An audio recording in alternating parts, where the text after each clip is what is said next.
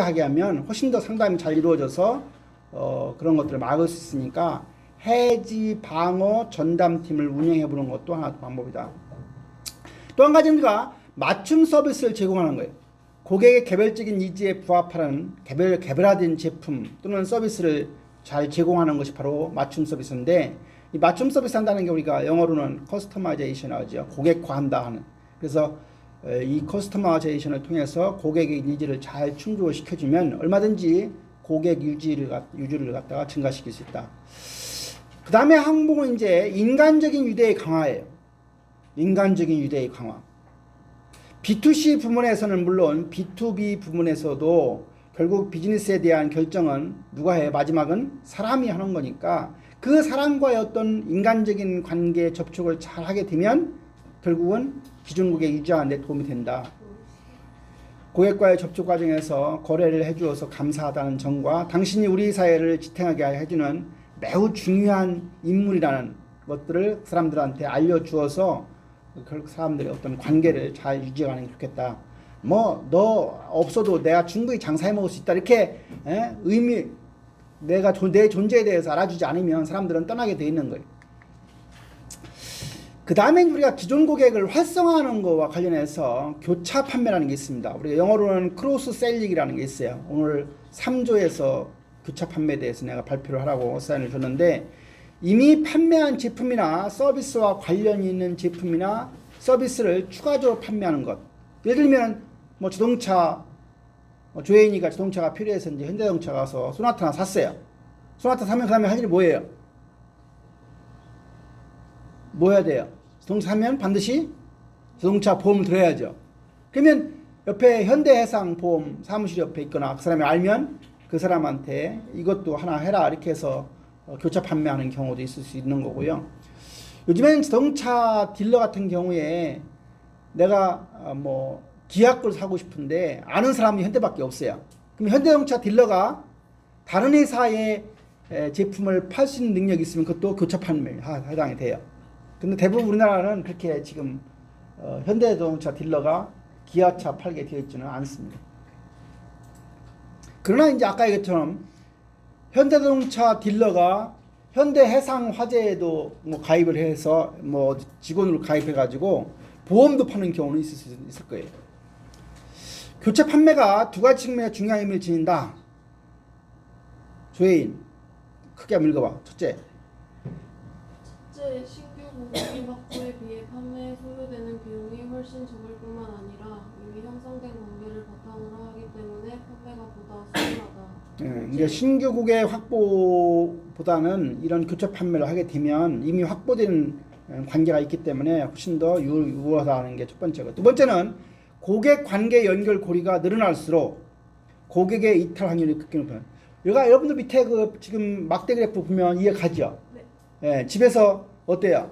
뭐 핸드폰 할 때 아버지 부모님하고 자녀들하고 묶어놓고 그걸 갖다가 집에서 보는 TV 인터넷하고도 묶어놓고 또 뭐 와이파이 이렇게 다 묶어놓으면 결국은 인터넷 그 통신사 바꾸는 게 쉽지 않더라고요. 왜 그래요? 혜택이 많은 것보다도 이게 시점이 다 달라요. 그렇죠? 예. 뭐 핸드폰을 구입하는 시점이 다 다르기 때문에 나는 2년에서 바꾸고 싶은데 얘가 안 됐으니까 내가 또 그걸 바꾸려고 하면 뭐 위약금을 내야 된다거나, 그렇게 해서 결국은 이렇게 서로 교차 판매해서 묶어놓으면 이탈률이 상당히 낮아지는 경우가 있는 거예요. 그 통신사에서는 그걸 교묘하게 활용해서 결국은 뭐 가족 간에 뭐 하면 혜택을 준다 등등 뭐 하면 혜택을 준다 하지만 결국에 가서는 그런 그 묶어놓은 패키지 형태로 묶어놓은 것이 이탈률을 떨어뜨리게 한, 뭐 통신사 갖고는 뭐 20만 원 준다 몇십만 원 준다고 막 하지만 또 뭐 귀찮으니까 뭐 그냥 가지 뭐 이렇게 하는. 그 다음에 상향 판매라고 하는 것은 마케팅에서 업셀링입니다. 업셀링. 이미 판매한 제품이나 서비스에 비해서 가격이나 품질 등에서 수준이 높은 수준의 제품이나 서비스를 판매하는 거예요. 여러분들 자동차를 처음에 좋은 자동차를 타지 말아야 되는 이유가 있어요. 왜 그럴까요? 자동차는요, 한번 타기 시작하면요 절대로 아래로 안 가요. 아래로 못 간다고. 그래서 처음에 그냥 여러분들 자동차 할 때는 조그만 차 사고 시작할 때가 좋아요. 왜? 자동차를 높여가면서도 사람이 행복해요.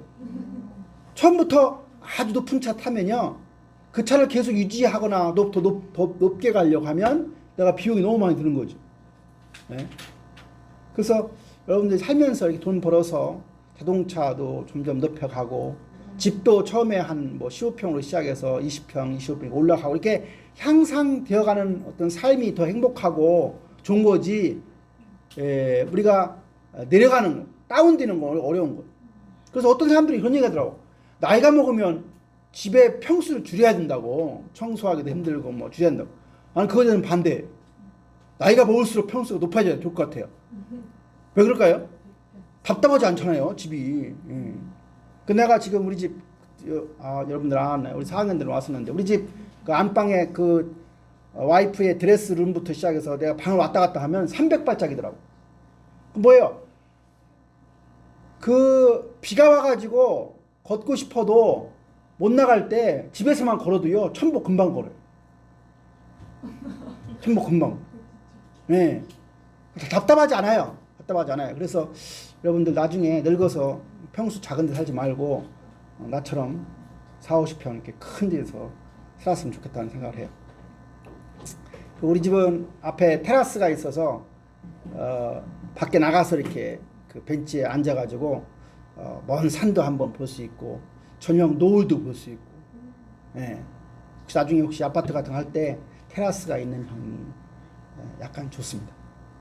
좀 비쌀 뿐이죠. 그래서 우리가 상향 판매를 위한 효과적인 방법은 고객으로 하여금 보다 상위 단계의 제품이나 서비스를 경험해 보도록 한다. 여러분들 화장품도 그렇죠? 화장품들은 처음에는 조금 낮은 계급의 화장품 쓰다가 점점 올라가는 그, 낮아지기 쉽지 않아요. 고객 참여 유도. 고객을 기업 활동 전반에 걸쳐 참여시킴으로 해서 고객 관계의 활성화를 도모한다. 무슨 얘기냐면 제품이나 서비스를 설계할 때, 또는 뭐 결제 방식을 정할 때, 배송 방법을 정할 때 등등 이러한 부분에 어떤 고객의 의견이 거기다가 이렇게 반영하게 하면, 내 의견이 반영됐기 때문에 훨씬 더 그 제품이나 그 회사에 대한 그 관계 이런 것들을 더 유지하고 기분이 좋다. 그래서 결국은 그런 것들이 결국은 기존 고객을 활성화한다. 그 다음에 고객의 소개 활동을 활성화한다. 많은 업종에서 우리가 기존 고객의 소개는 신규 고객을 확보하기 위한 가장 강력한 수단이 된다. 제가 뭘 운영한다 그랬죠? 네, 톨스토이 인문학 아카데미를 운영해요. 몇 명이라고 했어요?